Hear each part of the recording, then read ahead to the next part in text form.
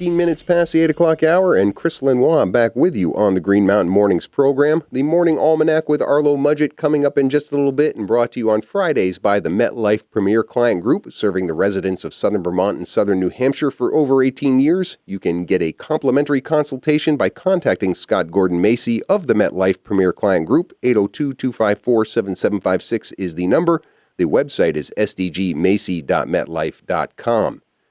The website for your reader-supported independent news and views source for Windham County is commonsnews.org. The Commons free on stands every Wednesday, and every Friday we're joined by its deputy editor, Randy Holhut. Good morning to you, Randy.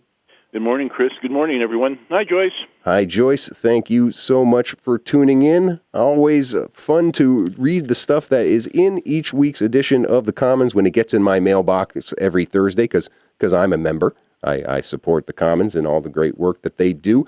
And I liked what Mike Fair did, and I don't know what the genesis of this idea was, Randy, but to take some of the answers that the gubernatorial candidates gave about their views on Vermont Yankee, their views on the economic recovery of Windham County. What was the idea behind this? Where did it come from? Well, it came from Ann Galloway from Vermont Digger, and it was mostly just canvass the candidates and see what they thought about a major issue, Vermont Yankee. And since Mike Farr is our Yankee reporter, he had a chance to ask everyone. And the surprising thing was that everyone was pretty much in agreement that more state oversight and involvement was needed in the decommissioning process, which, as we know, is going to last a very long time. The surprising thing, though, about this was that Bruce Listman, the Republican candidate, really didn't have an answer. Yeah. And he just maybe you can excuse that from being away from Vermont for so long and only coming back within the last few years, and also living up north where Vermont Yankee is just an abstraction. If you live north of Route 4, actually, if you live north of Route 11, it's abstraction to you. He owned up to it by saying, I really am not, well-versed on this, but you would think that knowing he's got to speak to the entire state, right? And that's a pretty big part of our economic challenge in this part of the state. He would brush up, do a little homework on it. I even think his answer regarding the economic aspect or the economic recovery aspect of it, because there really was two things I heard being answered there, and I want to take each one separate, is in terms of how we've handled the decommissioning process and then where we move from here. When Bruce Listman said that the state seemed less than engaged on the issue, I wondered if he had heard about the Windham County Economic Development Fund or the Clean Energy Development Fund or any of the other things that we've negotiated with Entergy, with the decommissioning of Vermont Yankee to help revitalize the economy down here. And frankly, unless you've really been following the issue closely, and I don't know how many people outside of Windham County have been, you don't know about these things because they're just this kind of stuff that puts you to sleep and makes you turn to the sports page.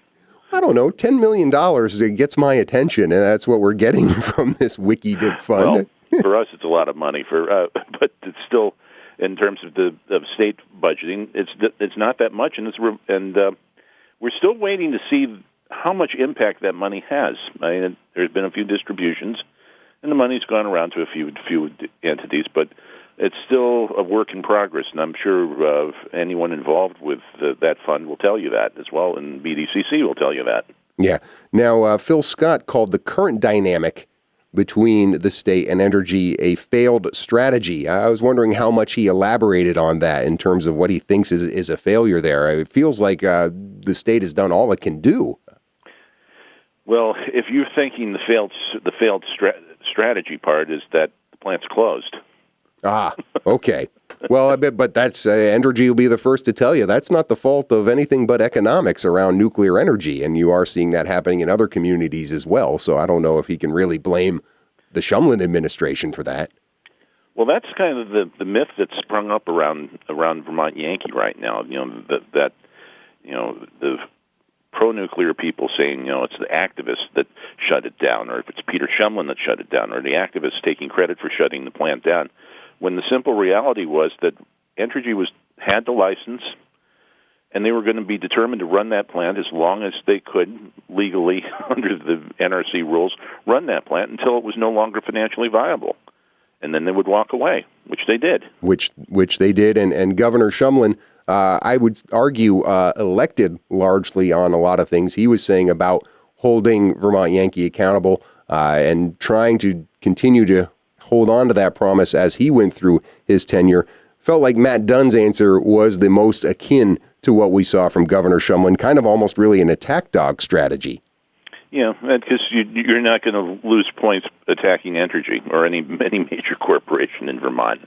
And Entergy's made its share of mistakes, both in public relations as well as in things they could have done differently in running the plant. But the fact remains that economics doomed that plant.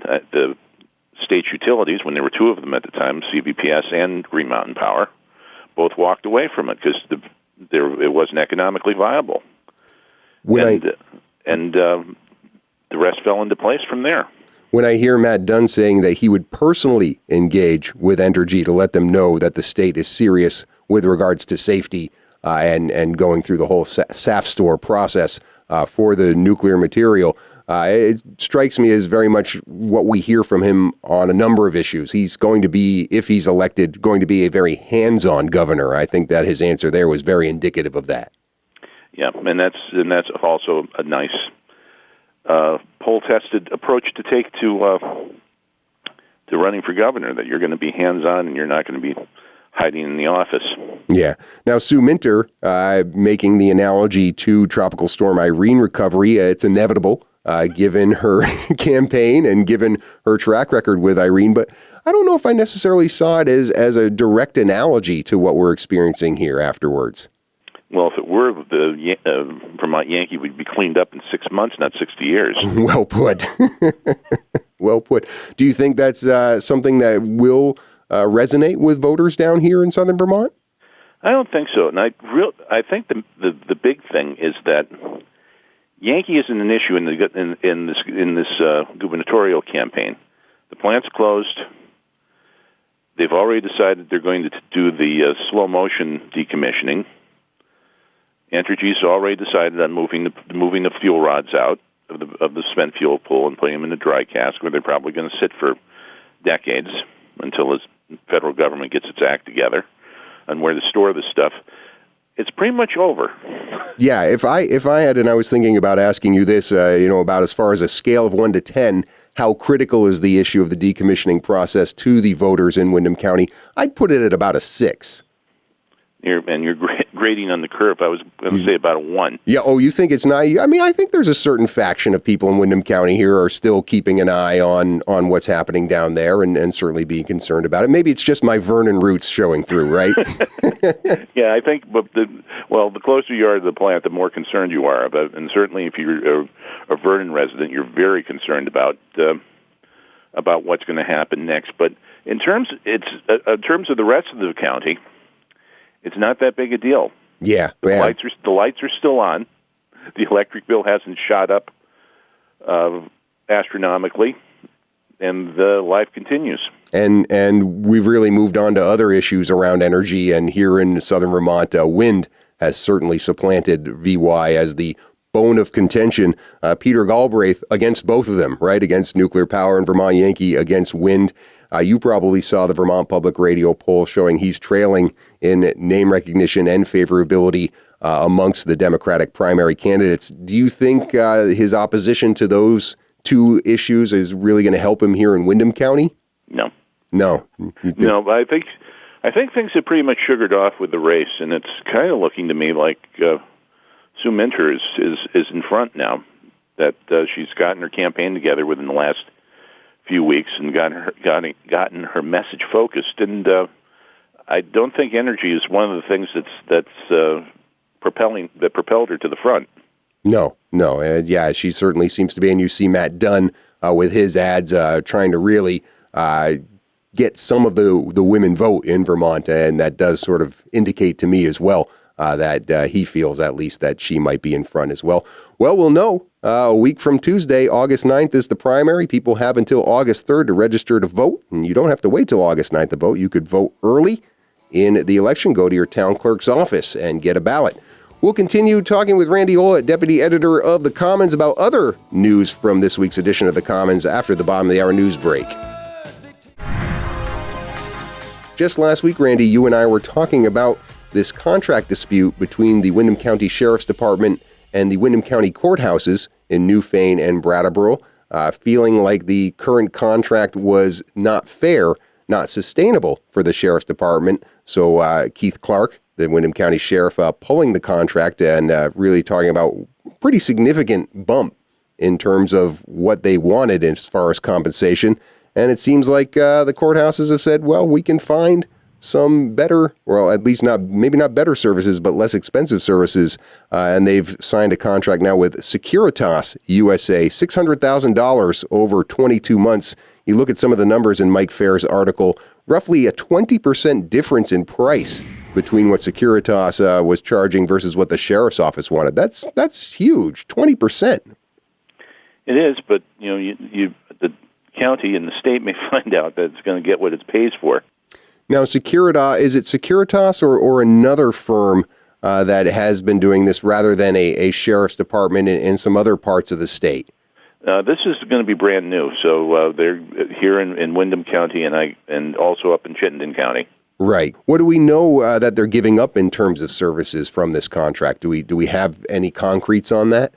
Not yet. We're still figuring it out. I mean, the main thing was that Sheriff Clark believed that he couldn't provide the services for what the money that the state was going to provide to pay for it, and doing the contract would mean a loss for his department. You got to be able to pay the people who do it and pay for the cost of doing it, and the current contract at the court wasn't doing that. Hopefully it's not a situation where the quality of the security is sacrificed in these courthouses. It goes into effect next month? Yes, on September 1st. Right. And it's going to be a couple of years. Be interested. I mean, obviously, I'm not hoping for any incidents to happen, but I wonder how they'll measure any kind of effectiveness of how Securitas has provided that versus how the sheriff's departments have provided it in the past. Turning now to the sports page on page E4 and your coverage of what's going on in Little League and other baseball. A great baseball season for Brattleboro. Ho-hum, another state championship earlier this week with the Post 5 team. Well, that was not exactly a ho-hum. No, I mean ho-hum in terms of us us being Brattleboro winning all these baseball championships, but they are winning them in quite dramatic fashion. Yeah, when the Wednesday's game up at Castleton was a very dramatic victory, and all credit goes to Eric Liberdoni, his first year of coaching the Legion team.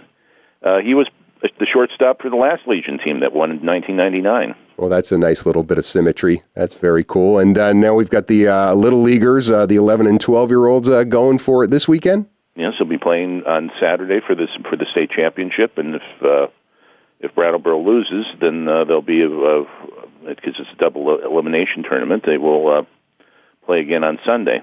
The Legion team, they'll be heading down to Bristol, Connecticut for the Muzzy Field for the Northeast Regional Legion Championships, and maybe their little brothers, in the case of some of the guys on the Post 5 team, will also be down in Bristol. That would be so cool.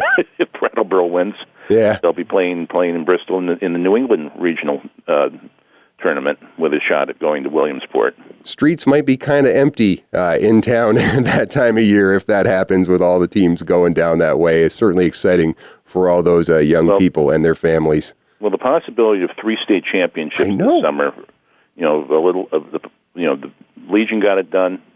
Babe Ruth, 13, 15 teams got it done. Now the Legion, it's time for the Little Leaguers to see if they can pull the hat trick there. Yeah. Well, good luck to them. Good luck to you out there at the field. Looking forward to talking to you about it next week. Okay. All right. That was Randy Holhut, deputy editor of The Commons. Go to commonsnews.org and become a member of this reader-supported, award-winning independent news and views source here in Windham County. We'll be back to wrap up this edition of Green Mountain Mornings after these messages.